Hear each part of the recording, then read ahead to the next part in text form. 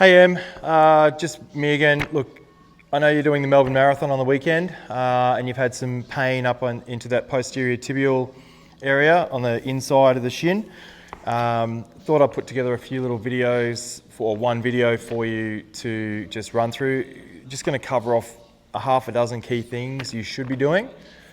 Most importantly, we need to focus on probably calf being soleus and the posterior tibial, that front and back release.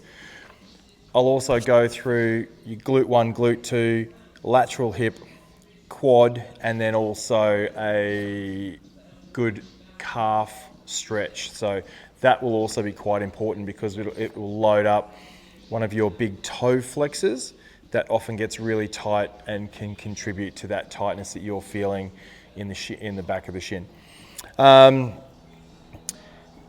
Key glutes, I'm sure you are very familiar with them already, but we'll just run through glute 1, glute 2, glute 3 briefly. So glute 1, remembering 2 large balls in your bum, little ones towards your feet. Bum up, bum down, locate those 2 larger balls high in the glutes, cross one leg over the other, so the foot is on top of the knee, and drop some body weight out to the side of the knee that's crossed. Find an area that's tight and tender, rest on that and wait for it to ease away.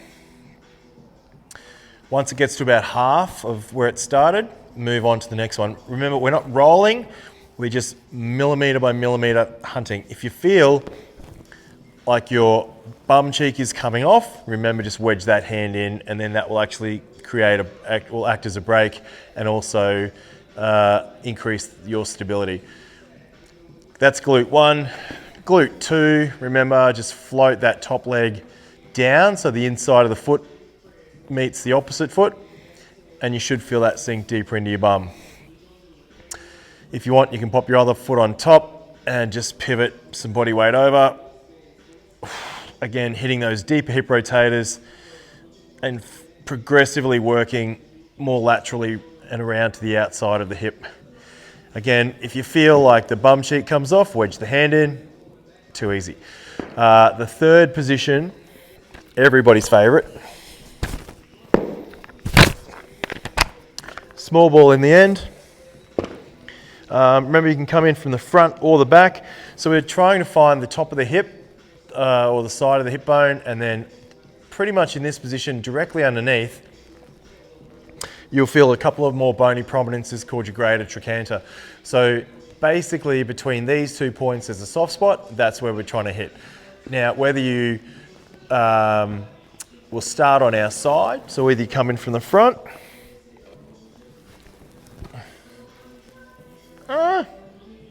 or come in from the back.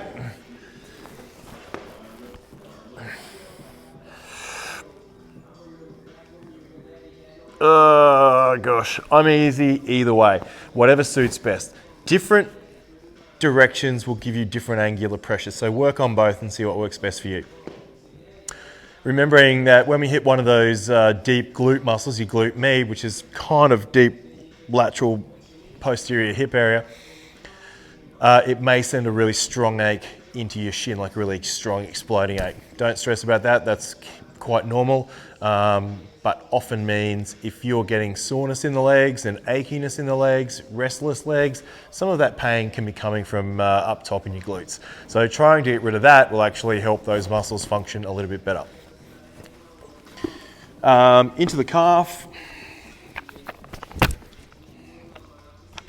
So from here, we're going to go back to our sidecar configuration, 3 holes down in total. I'm just going to check audio because I don't want this to happen for 3 times in a row. Okay, still looking good. All right. So, a couple of really good calf ones. Inside and outside, or the front and the inside border of your tibia. 2 large balls. Keep the shaft parallel to the shin bone and try and leave some gap. And we're just going to roll up Whew. And then we've got the ability to create twist and torsion in either direction. So some push-pull, one hand will push, one hand will pull, either or direction, and you've got also the ability to rotate and anything in combination. Work your way up as far as it'll go. That same width, you can hit those big gastrocks.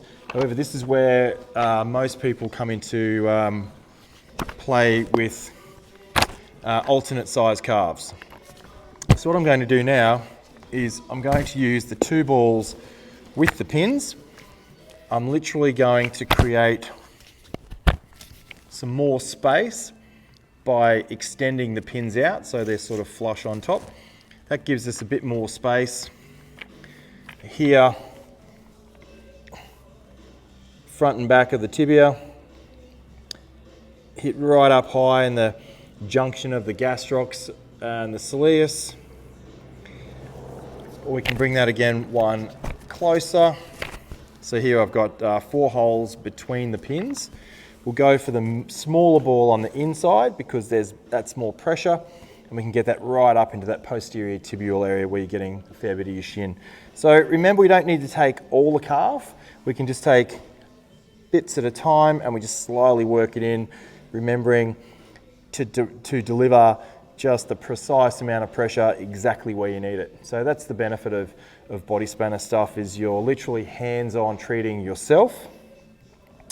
You're in control of the exact amount of pressure, applying it exactly where you feel you need it at this moment in time. All right, so work through that. In that bottom third for your soleus, that front and back portion for the posterior tibial stuff and tib ant. Another real cool hack with body spanner is if we take that one wider, I'm going to show you a really good quad release as well. So here, top of the kneecap, basically place the small ball on the inside to start with, take a line directly between the medium and the large ball, roll down, you'll see how that picks up the quad. Thumbs go between the steel shaft and the quad, flick the shaft up, and then we start to apply our roll pressure. Yow. All you need to do again, find that exact amount of pressure that creates a sensation that you can tolerate. Arms stay relaxed, and then just wait for that to ease away. And just keep plowing through all those quads. You can take a 45-degree angle, inside, outside, swap the balls around, depending on exactly what you feel like you need. So that smaller ball there is now behind the posterior margin of that IT band. So, and I'm actually picking it up and rolling it across. Ooh, and that spot there actually gives me a little bit of knee pain. So what I'm going to do is hold that and see if that pain that it's generated in my knee retracts, which I can feel that softening under my right hand, and I actually feel that pain just retracting back out. And that's again the beauty of being your own hands-on therapist or your hands-on treater, is you can feel cause and effect of exactly what's happening every single time. All right, so that's really cool. Quick one back to the calf I didn't mention. If you can find a wall, we'll go back to that 4 holes between the pins.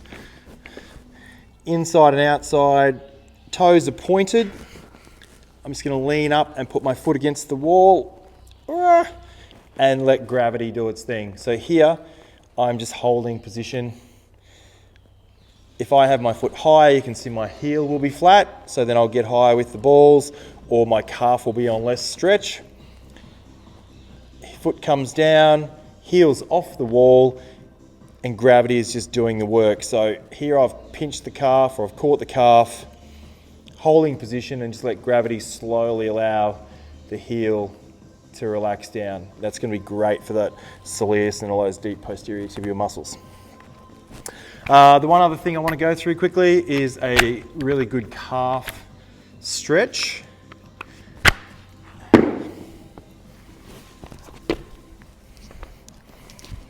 Using the sidecar configuration once again.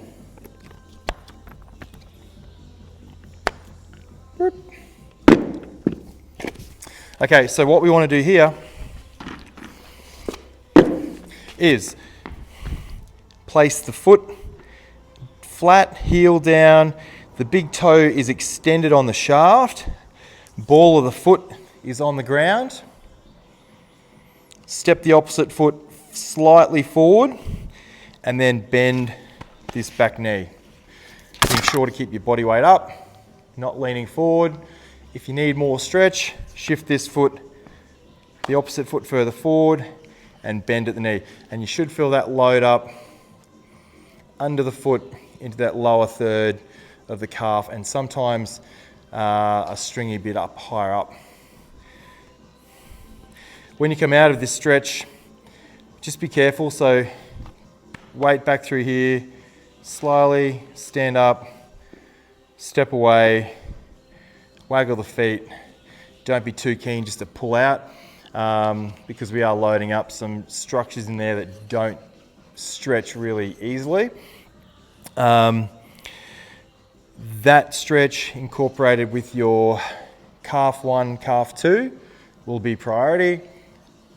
Very, very good though if you can do glute 1, 2 and 3 and maybe a little bit of quad. There's another really great ankle mobilization that I'd like you to do. I'll put that on video tomorrow. For the interim, that's plenty for you to get your head around. Remember, perfect pressure, just the right amount your body can tolerate. Feel what it feels like, feel how it behaves, and just work on those areas that are highest of priority. So don't be just working around going, no, that doesn't feel like anything. So really be targeted in what you want to do. Cool, best of luck, and yeah, I'll shoot you something tomorrow, so I hope this is helpful. Cheers.